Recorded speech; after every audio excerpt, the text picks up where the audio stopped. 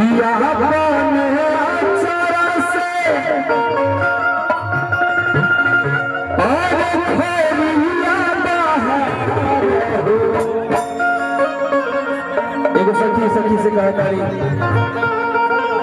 किया वो तारी मैया जी हाँ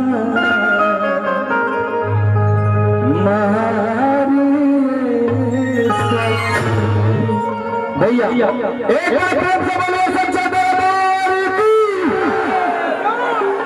एगो भजन कर ले एकरा बाद तो होली के मिजाज में रमाइए जाए के गलती ना विशाल भारती जी बहुत ही भोजपुरी के अच्छे राइटर और भोजपुरी के बहुत ही अच्छे राइटर पंकज वसुधरी भैया जेकर कोनो जोड़ नहीं के तार जोड़ के हो नहीं के तू बेजोड़ बड़ा हो कहे के भाव कि अपन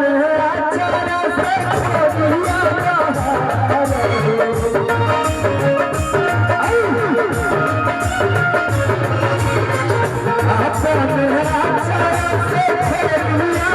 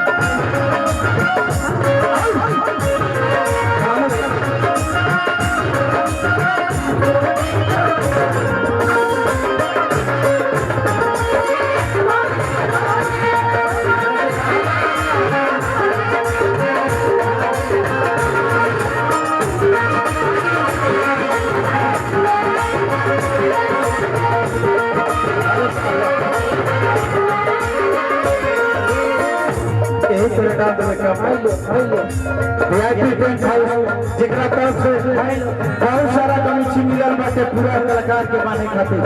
अभिनंदन स्वागत भूषण भैया के विशेष सहयोग हुआ है कार्यक्रम में जितने भाई लोग बहुत कुछ कहले बाटे दिल से अभिनंदन स्वागत। शेरी पर सवार हो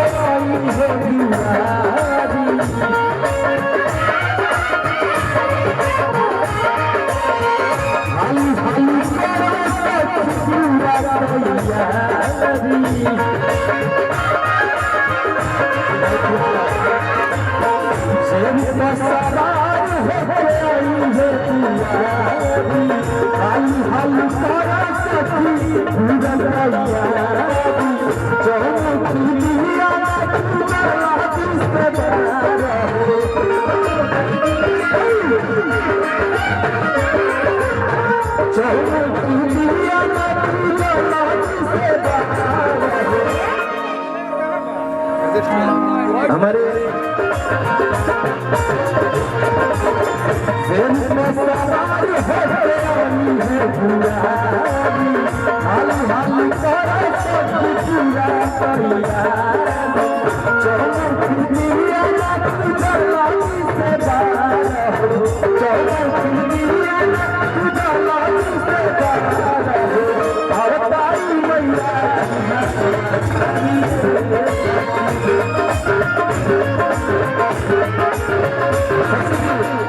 कमेश्वर चाचा जी की तरफ से कोटि कोटि अभिनंदन स्वागत कहे के भाव मैया जी कुछ ऐसा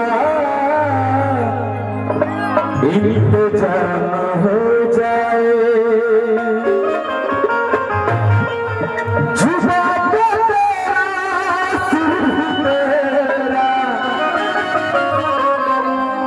हमने से कुछ होके वाला नहीं थे इधर आइए आज हमने के मुन्ना मोहित जी के देन बा हमने के प्यार बार सबके प्यार बार के रितेश पांडे जी आप सबके बीच में बनी, हमारे प्रमुख साहेब अनिल चाचा जी, कमेश्वर सिंह जी, हमारे सरपंच साहब, उप सरपंच साहब, मुखिया जी कितने होने हो गए,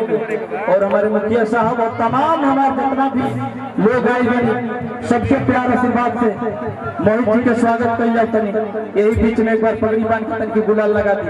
वीआईपी टेस्ट हाउस की तरफ से पगड़ी बांधे। अध्यक्ष साहब हमारा स्वागत करिए एक गमछे से। अमित चौबे जी गुलाब लगाएंगे और इसी में हम गाएंगे मैया जी कुछ ऐसा इंतजाम हो जाए,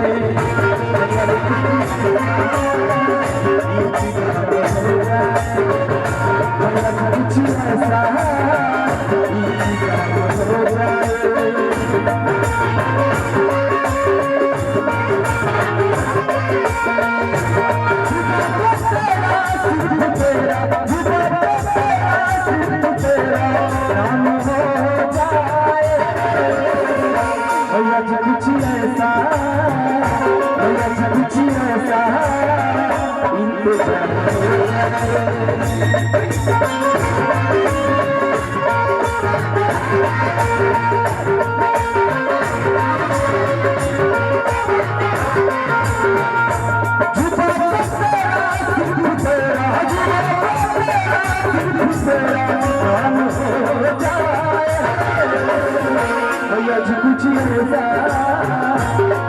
कुछ ऐसा